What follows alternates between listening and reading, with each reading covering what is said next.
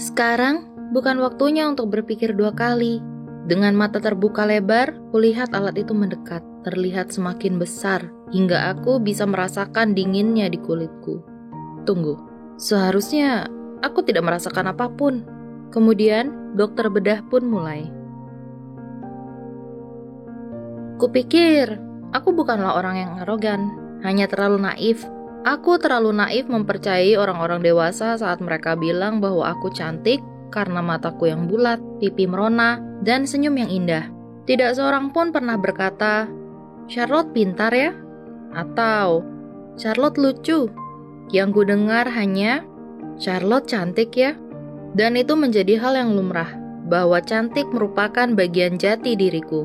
Hingga satu hari, saat aku menerima pemberitahuan dari salah satu game di Facebook, temanku menjawab pertanyaan tentangku.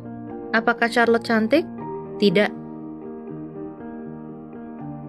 Ia menjawab tidak, dan itu menyakitkan. Kurasa itu karena aku menyamakan antara menjadi cantik sama dengan disayang. Aku ingat dengan jelas karena hal itu, ada benih yang tumbuh bertahun-tahun menjadi rasa tidak percaya diri dan iri. Itu tidak membantu banyak saat aku berada di sekolah khusus perempuan, di mana kebanyakan dari mereka berlatih balet dan senam, sedangkan aku bermain tenis. Saat itulah aku menyadarinya. Mereka semua begitu cantik dan anggun. Aku terlihat kasar dan tomboy. Mereka tenang dan manis, aku begitu berantakan dan emosional. Mereka langsing dan memiliki banyak teman, sedangkan aku gemuk dan kutu buku. Mereka dipuji-puji, dan aku begitu iri. Karena itulah saat sekolah menengah, aku menjadi orang yang benar-benar berbeda. Sejak melalui masa puber, aku menghabiskan banyak waktu untuk penampilanku. Aku mulai menari, terutama mengcover grup wanita populer, dan bahkan mengikuti kelas menari. Bahkan, setelah semua itu, aku masih belum bisa menyelesaikan permasalahanku dalam kepercayaan diri. Karena sebagai penampil, kupikir penampilan adalah bagian penting dalam sebuah pertunjukan. Bukan masalah pada usaha atau bakatku, tapi jika aku tidak berpenampilan baik, maka tidak ada seorang pun yang peduli akan waktu yang sudah kukorbankan untuk semua ini. Tak bisa kupungkiri, pengaruh terbesarku adalah media. Aku tumbuh dengan banyak media Jepang, Korea, dan Tiongkok, di mana standar kecantikan adalah berkulit terang dan halus, tubuh ramping, dan mata besar dengan kelopak ganda.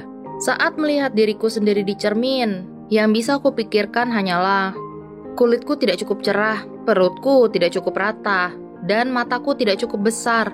Tidak ada bagian dari diriku yang memuaskan.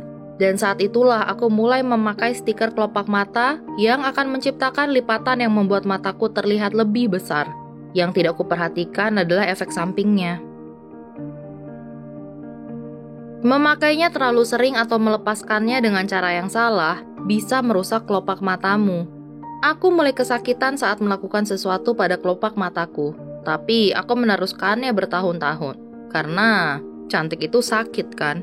Dan saat kuliah, aku tidak bisa meninggalkan rumah tanpa stiker itu, walaupun itu terasa seperti amplas dan jarum.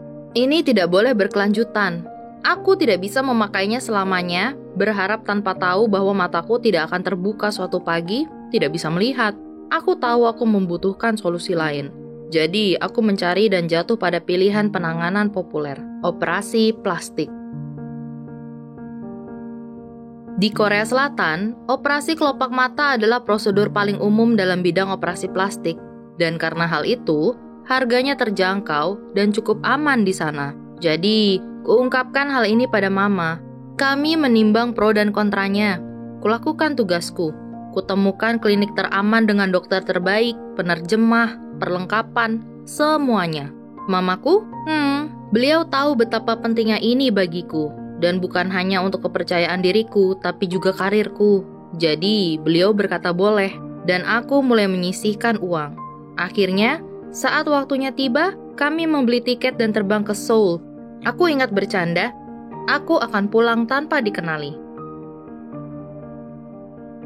Di klinik, aku disambut oleh staf mereka dan memiliki penerjemah sendiri. Semua seperti yang kubayangkan. Namun, semua mulai berjalan tidak baik. Beberapa hari kemudian aku terkena atopi, salah satu reaksi alergi. Ruam-ruam merah menyebar di seluruh tubuh dan wajahku. Aku tidak terpikirkan apapun saat itu, tapi aku ingat berpikir, mungkin ini adalah tanda agar aku tidak melanjutkan operasiku. Jadi, kudatangi kantor dokter untuk mendengarkan pendapatnya. Ia memeriksaku, kelopak mataku yang luka, kulitku yang memerah, dan akhirnya memberitahuku, "Kamu harus dioperasi." Aku ingin menundanya, tapi klinik itu memiliki peraturan yang ketat dan bahkan jadwal yang padat. Sekarang atau tidak sama sekali. Aku sudah sampai sejauh ini. Aku tidak bisa mundur sekarang, bahkan jika aku ingin. Mereka memberiku waktu 3 jam di mana sebenarnya yang kubutuhkan adalah 3 hari. Semua terjadi begitu cepat. Mereka mendorongku ke ruangan untuk melakukan tes. Kemudian, mereka menuntunku ke ruang lain di mana aku kenakan jubah operasi.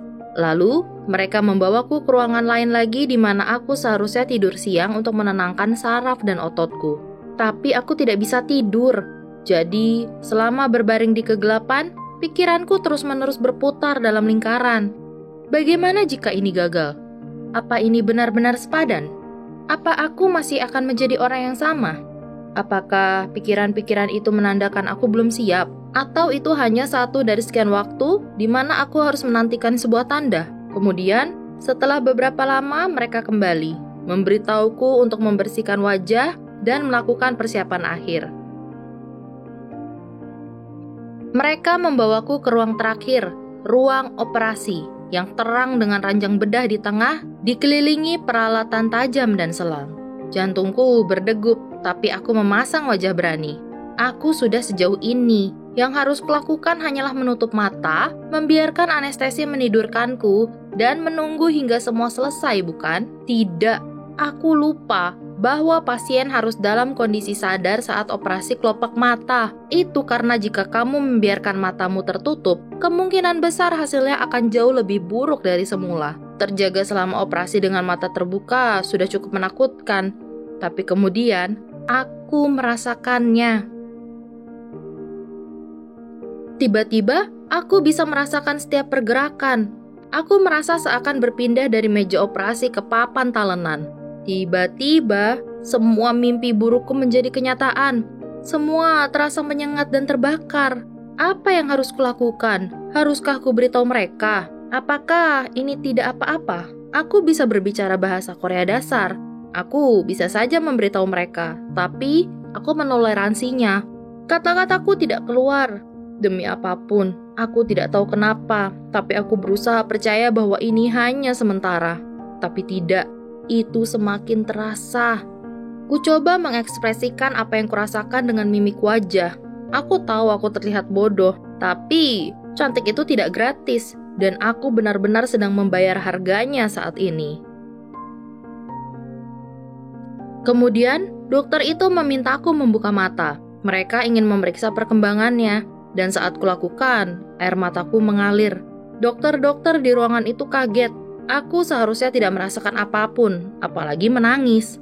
Sambil sesungguhkan, aku bertanya, "Kapan operasinya selesai?" Aku begitu ketakutan dan sendirian, hingga berusaha berpegang pada pengorbanan yang kulakukan. Semua yang kuberikan untuk penampilanku, dan sekarang ini. Tapi aku begitu lelah dari perjalanannya, alerginya, dan menahan diri untuk tidak menangis. Aku mulai ketakutan di pertengahan operasi, dan para dokter tidak bisa melakukan apa-apa selain menenangkanku sebisa mereka. Setelah dengan hati-hati mengelap air mataku, seorang perawat kembali ke ruangan dengan anestesi lagi.